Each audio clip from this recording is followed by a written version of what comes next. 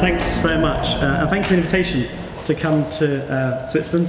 I've not been here for a long while actually. It's great to be amongst people who are interested in AR and VR. So you're probably wondering, why is a surgeon here talking about AR and VR? Shouldn't I be in the operating theatre doing my day job? You're probably right, of course. But I've got a passion for technology and gadgets like my predecessors who are speaking already. And I'm talking about the interface and the way we use these devices in clinical practice, which is the main aim for us. And healthcare and education is hugely important in terms of market revenue in the future, and also about the traction in this industry.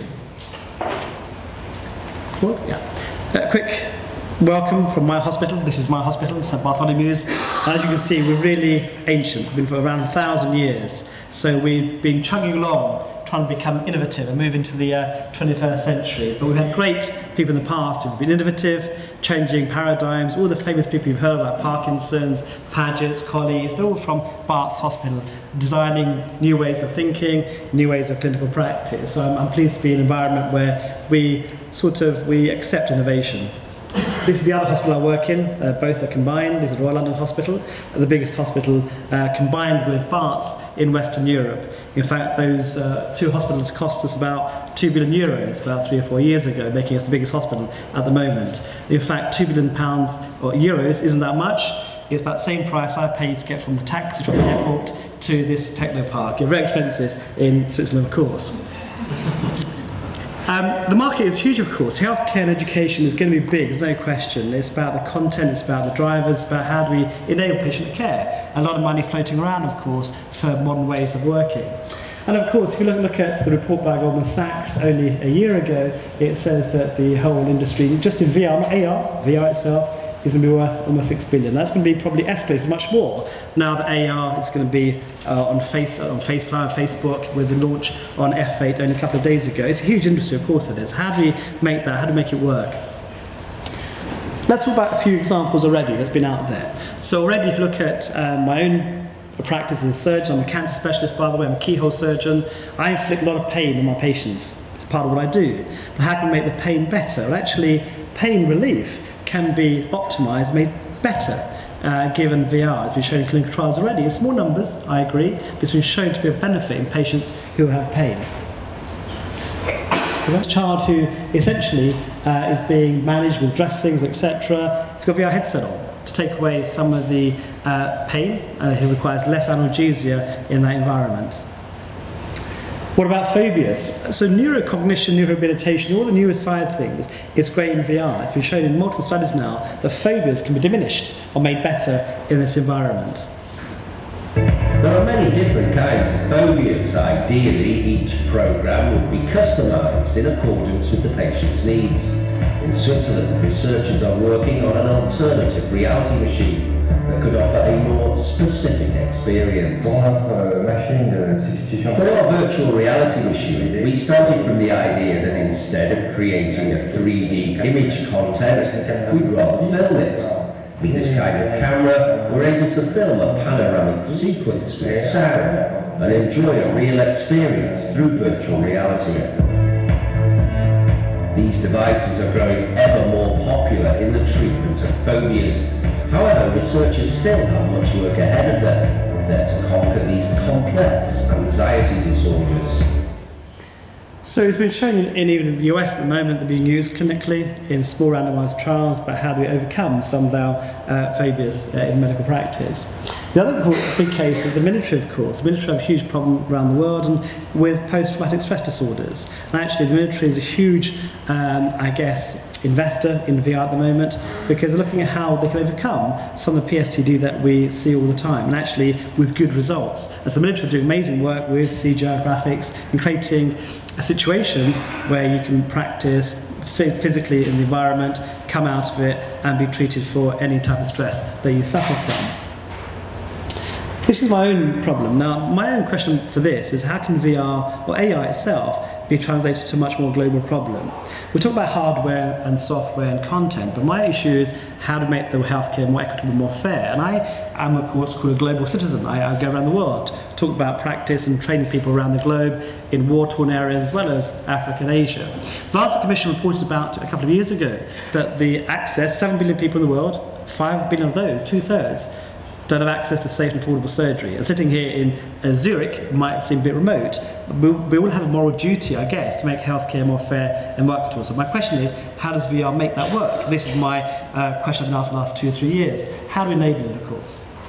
These are the areas that we see that are ill-afforded by healthcare and surgery itself. And we concentrate on infectious diseases like HIV, TB, malaria. And actually surgery, if you sort that out, it saves many, many more lives than the whole treatment of infectious disease in the world. So we've actually now accommodated that sort of understanding. So to overcome all this, what do we need to overcome the inequalities of healthcare? We need to train 2 million extra surgeons today. We need that many more to be able to support simple operations, not complicated, not robotics, not laparoscopic, simple things. How do we create immersive VR surgical experiences to shorten training, to make training better? In the UK, we have a long training program of 15 years to train a surgeon. In the rest of the parts of the world, we can't afford 15 years. We need it today, we need it tomorrow. So we need to shorten it, how to make it better, how to make simulation more engaging and much more validated. So we're trying to scale our solutions to the globe, and we're a bit fed up with previous traditions. AR and VR, to me, is just a natural continuum of learning. How do we enable AR and VR to create validated learning tools? And that's what we're trying to figure out in our own mind, because VR at the moment is hardware heavy, it's not content driven. We've got to turn that around to make sure content is the provider, otherwise VR will disappear without a trace. So we're using all sorts of devices, hardware, the Oculus Rift and Samsung Gear VR, even Google Cardboard, of course.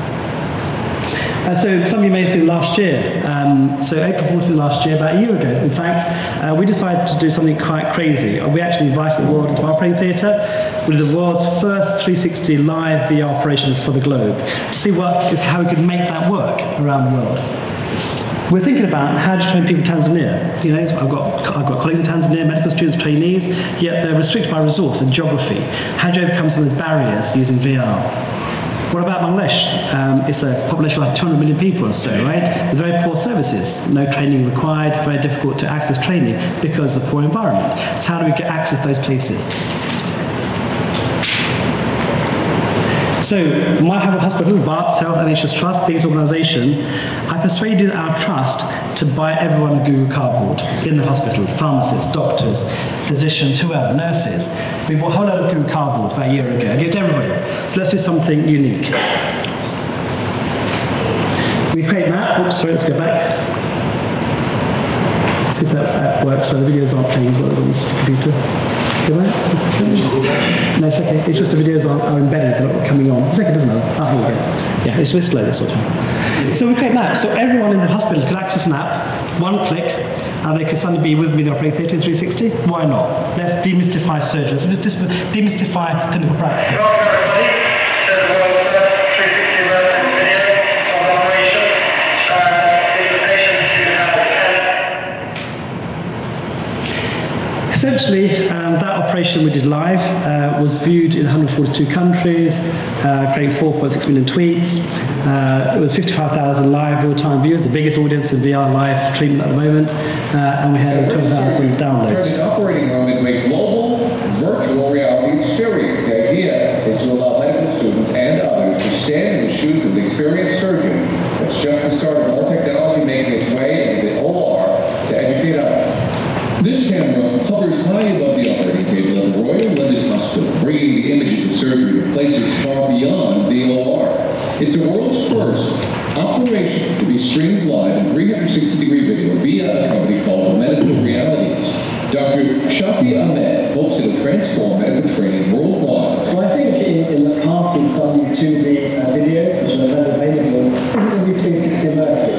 Looking around the world using low-cost technology with a Google Cardboard, a headset, and a smartphone now to access live operations and training. With students all over the whole world watching, the operation begins. Okay, we're live. The surgery to remove a tumor in colon may be routine, but for those watching, it's anything but. Students using VR headsets and smartphones can view in any direction and zoom in on the operating theater as Dr. Ahmed narrates live. They can even ask questions. I found it really great because I've been in theatres before and it's often really difficult to have a good view of what's going on, so often you're pushed to the background and you can't see anything. Dr. Ahmed believes this technology giving others the experience of what it's really like to be in the OR.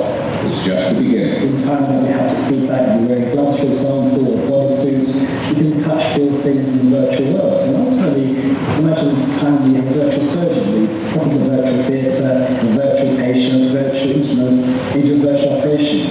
Before ever get to operate theatre, and that learning experience with Vital is the most immersive simulation we can think of.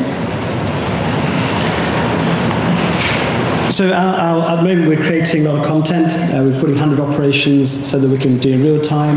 We're adding all the learning environment, because that learning environment, 360 itself, is good. It's the wow factor behind it, but it's only one part of the mechanism required to create learning in the environment. It's about the assessment, it's about the graphics, it's about the engagement, and I suppose the assessment at the end. So this is what we're creating at the moment. In fact, we're launching our app only next week or the week after. It's all, the back end's all done.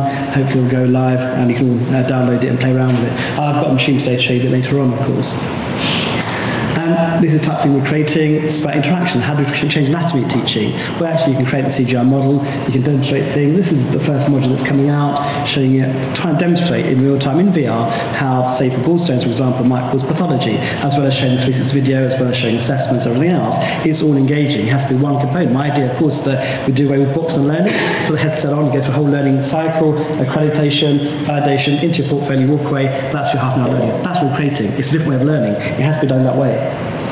What about creating, this is me, this is the ultimate selfie, by the way, okay? It really is. I know, yeah. So one thing about VR is how do we create, the problem is you've seen some of the images, it's CGI, it's bad, it's not great, it's cartoonish, so people don't take it seriously. So until you change that, you won't get people to understand it better. So how about creating real images? So we created, this was 104 cameras recording me at 36 megapixel each one. It's Nikon 8110, so that would cost £500,000, okay? And that's going to create my avatar. And those avatars we create put into the VR field, and suddenly you get photoreal images. Photorealism has to be the way forward. It's going to be photoreal images. It's going to be 360. It has to be haptic feedback. Three combined at some point in the next 2 to 5 years will be the answer we're looking for. That's the enigma. That's the bit that we're all struggling to find. We're trying to do that and make it work. So that's that. Oops, let's go back. Sorry, it's a bit fast. I think that works. That begins. Let's see if it works. Yeah, so we're creating now haptic feedback. We mentioned that earlier, and great talk from earlier. This instrument has, in the VR, allows you to feel touch, temperature, at touch of a button, and create something real in your hands immediately. We're trying to create somewhere you can pick up a scalpel blade and operate independently in virtual reality. So this is what we can put into our solution in the next 3 to 4 months. Real good stuff, right? And it's all about teaching as well, of course, about how to engage students in teaching, and we do a lot of stuff around teaching in various parts of the globe with these environments. We've had a huge press over the last couple of years because of what we do. I think it's translational. It's pushing the boundaries and the barriers. It's engaging clinicians. It's asking the right questions about ethics, about confidentiality. It's about streaming live. All the questions that need to be asked about current modern practice that hasn't been answered, and we're trying to answer those questions. We've got a lot of Craft funding by Singularity. We've got a huge team now. We've got 20 people, developers. We've got a great team, unique team. Some are obviously tech guys involved in AR, VR. Some are film producers. We've got 4 or 5 film producers, a production team who've got films in Cannes Film Festival who are working on the graphics and the overlays, interlays. Those are quite difficult to get just right. We have a medical team base, sorting out the knowledge base, so that a unique blend of talent creates something unique in the future, because that has to be the way by working in collaboration. You can't do it in isolation, of course. And thank you very much. That's it.